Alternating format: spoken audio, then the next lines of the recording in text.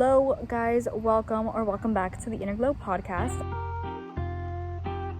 a place where we can learn to embrace who we are and find fulfillment in every single part of life. I am Nicole, and today I'm just going to be yapping because I've never done it before and I feel like I could talk about a lot of things, but yeah, there's nothing really scripted today. It's just all in my mind. I had a really good topic going, and then it was about self-esteem and how I think that people with a low self-esteem show their signs and make it very obvious. I've recently came up with two versions of my idea of what self-esteem is. Sometimes you see somebody who, can talk to anyone, can say anything in front of anyone, but do they really have self-esteem, or is it self-confidence? Honestly, just have a good relationship with yourself. You don't have to know everything. You don't have to be the smartest, be the prettiest. I was just talking about the fact that sometimes we never know who we are, and so it can make it difficult to know who you are because you're always changing, you're always evolving, learning, and you're just not going to be the same person that you always were. But kind of in a way, know yourself, I guess, in a more inner way. I think that when people don't have a good self-esteem, they will make fun of other people, bully other people, manipulate other people, and just take their inner conflict out on someone else. And it really is the most disgusting thing to see. And I'm not gonna lie, I've been guilty of that. Yes, I've made fun of people before. I've laughed at people. When people make fun of other people and bully them or just talk bad about others, it gives you a sense of superiority. It makes you feel better about yourself. It makes you feel like you're more special or important. If you make fun of someone's haircut, it makes you do that because you think that yours is better. You wouldn't be saying that if you had a trashy haircut. You'd only say that if you had a better one. You wouldn't make fun of someone if you're out of shape. You wouldn't make fun of someone who was also out of shape. But when people talk bad, it's just so annoying, and I don't know, I can't deal with that, because it's those people who are so insecure, who don't have a good self-esteem, who don't like themselves at all, making fun of these other people, thinking that they're better, but you're not, honey, you're not. And it gets me mad. I've been thinking about that. Like, it's when you are low that you have to bring other people down with you. It's when you don't like yourself at all. And I'm not saying that you have to completely love yourself. And people always say be kind to others as a solution. And I think that you can only be kind when you're kind with yourself, because obviously it's shown that those people who bully others, they know it's not nice, obviously, but who cares? They just need to feel better in the moment. So this whole kindness little thing, it doesn't work. Okay, but it's more about being, fulfilled with who you are, and I guess knowing that you're good and trying to believe that you're equal to everyone else. I have recently came up with my own, no, not my own, I might have heard it by someone else, so it's kind of stolen, but my own little philosophical theory about life. So what I believe, or what my interpretation of what other people have told me, is that I am life. In a way, I am everything that I see, the whole world around me, the clouds, the people, the sky, the flowers, the earth, just everything, because I created it. Now before you're like, no, God created the world, I believe personally, I don't care if you guys believe this or not, it's not forcing anything on you guys, but I just feel like I am the one who creates the reality that I'm in. I literally create my life simply because I'm the only one who's opened my eyes to it, and because I kind of bring this place to life. I mean, without me and my mind, my body being here, perceiving everything, then this place wouldn't exist to me. And honestly, you can't prove your existence to someone else. I can't count on someone else being alive, them telling me what life is. If I don't experience it myself, then there really is no proof. So I am kind of the proof that life exists to myself. That's so weird, but we're gonna be philosophical today. So yeah, because I see the flower, and I've been reading this book. It's called The New Earth by Eckhart Tolle. I've just started it, but he says that the reason that you admire something so much, like a flower, people are drawn to flowers, drawn to the sky, to look at nature, because nature is who we are. Because nature is calm, and it's kind of what we want to be. It's like an extension of ourselves, and that's how I like to think of it. Like, if we are all one, we are kind of like all a shared energy. We're all alive.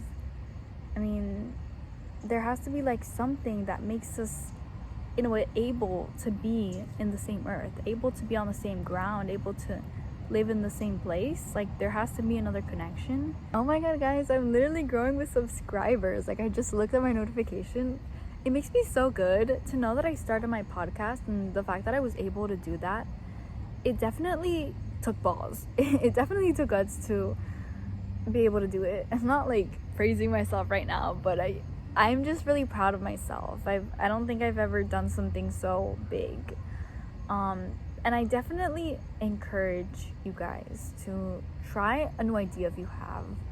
I inspired my friend to start a podcast too, so I'm so happy. Like, it's so beautiful. Like, I feel like sometimes you have these amazing ideas, but you put them down thinking that you can't do that, simply because no one does it, or it's just weird, it's cringy, or like it's just you just doubt yourself, and you doubt your potential to be able to do something.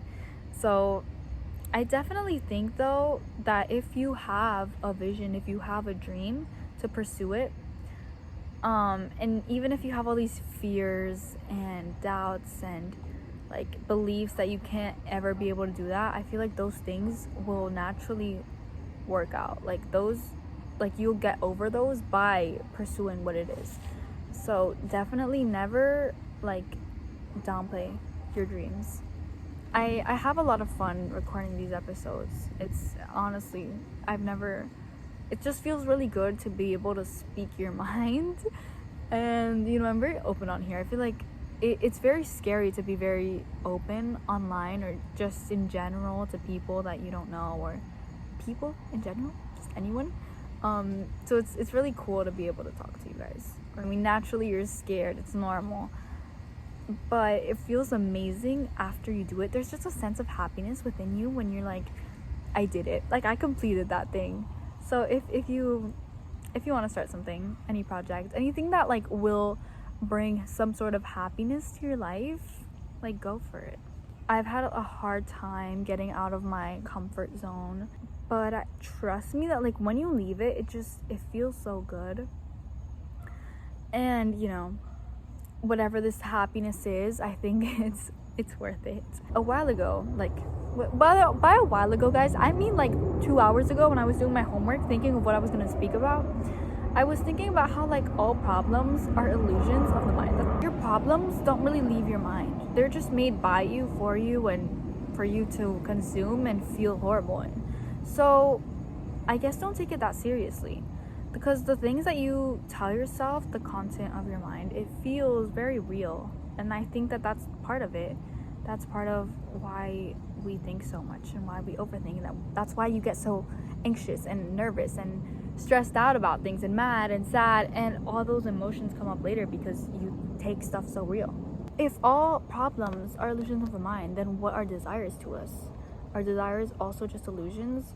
Like, I'm trying to live without always wanting, without always desiring my next goal, achievement, or just like going out, because we expect, plans to make us happy, to feel better. You might go out somewhere, or wait until Friday because Friday's open fun, because the weekend's about to come, and things are fun then. But recently, like, I've really been wanting to just appreciate life just because it's life, just because I'm alive, and because certain things might make me happy, and not just wait until the next gratification, wait until the next good thing, quotation marks, happens.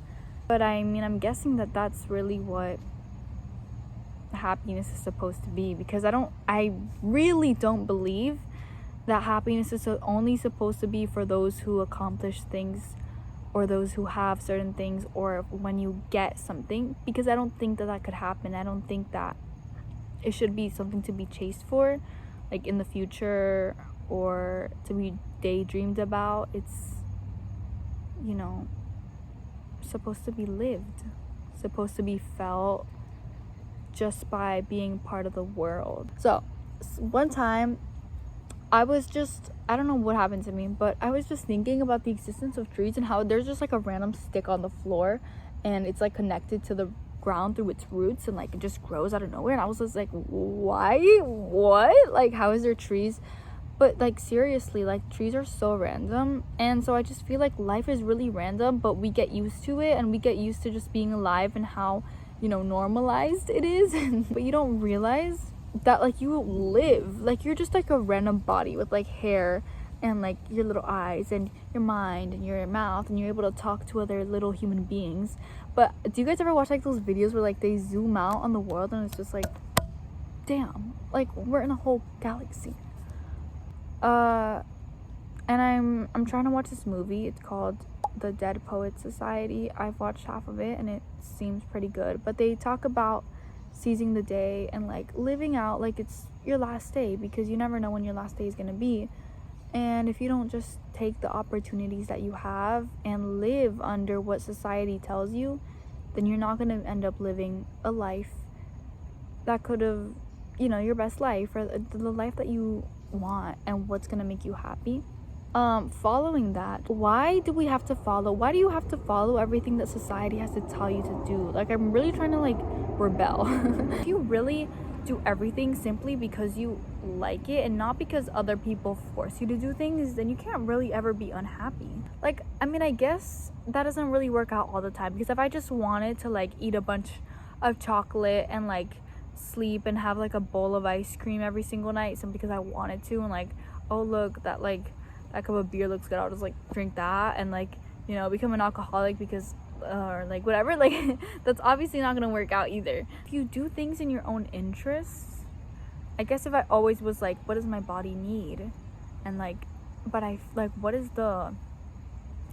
I want to do so that I could be a better person, and you think in a loving way towards yourself, obviously, like not trying to over consume something and hurt yourself. If you're doing things because you want to do them, then there really can't be a reason why you're not happy. I'm gonna try to do everything that would just make me happy, and obviously there's always that little doubt, that always like that fear that's like in your mind, and it's like, no, but you can't do that because like, what if this happens, like, what if they tell you that, and like all this. But I'm gonna try my best to ignore that, and I'm gonna try to get you guys to do that too. Like, try your best to ignore that. I'm very also interested in loving right now. Like, love, not just like romantic love, but like loving life, loving people, loving what I do, trying to do things in love. I'm gonna try to do that. I encourage you guys to do the same. How do you stop obsessing over someone? I asked myself this question a long time ago, because sometimes you tend to think about people to the point where you cannot get them out of your mind. You know, when you have that one person that you can't make a single choice without thinking, what would this person do? I really believe that things happen for a reason, but for the best advice that I'm trying to let go, and like let go of this obsession with believing our minds. Like, I get that sometimes we have a thought and it's like, what would this person think? But I'm gonna try to, like, as soon as I get that thought, to like listen and like be like, no, I don't care. When you get those thoughts, have them come into your brain, but don't go along with it. Listen, but don't get carried along. I try to do that, and it actually worked. And it takes effort. It takes effort, because sometimes you get carried away with your thoughts. You know, I've never been in a relationship, and many people are like, oh, like, you haven't been in a relationship yet? Like, aren't you like 14? Like, shouldn't you like be dating someone? Me trying to not be cool and trying to rebel to the societal norms. Why is having a girlfriend or a boyfriend seen as like something to be proud about? Like, don't just get with a person because you want to feel better about yourself. Girl. Guys, if you actually liked this episode, which is crazy, but if you did, this is the Inner Glow podcast, and you can follow it on Spotify and on YouTube. So yeah, leave a rating, leave a comment, leave a review, leave a like, follow us, subscribe, and thank you guys so much for watching. This is Nicole, and I love you guys.